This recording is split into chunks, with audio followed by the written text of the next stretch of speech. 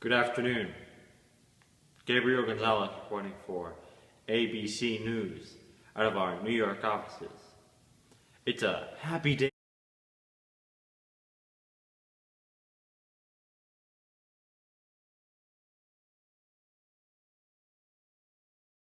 for 51-year-old Jonathan Fleming, who was released this afternoon for the murder of Darrell Rush, a crime that occurred in 1989. Fleming was wrongfully convicted for the murder of his longtime friend in the Williamsburg neighborhood of Brooklyn. Fleming has always proclaimed his innocence due to the fact that at the time of the murder, he was in Orlando, Florida with his family on vacation.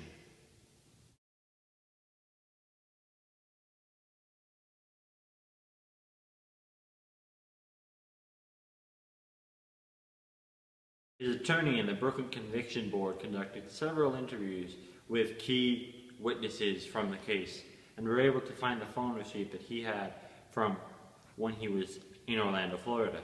This receipt, however, was not shown during his first trial, but had been lost and then found during the review.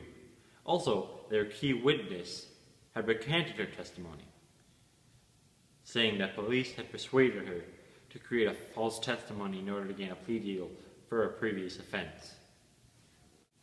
51-year-old Jonathan Fleming was released from prison after serving a 25-year sentence for a crime he did not commit. Fleming describes the excitement he felt when his attorneys told him he was going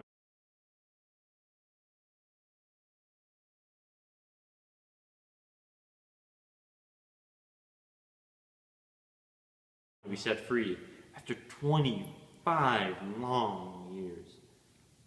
Throughout those years, Fleming says he never gave up hope, constantly writing letters and fighting for his freedom.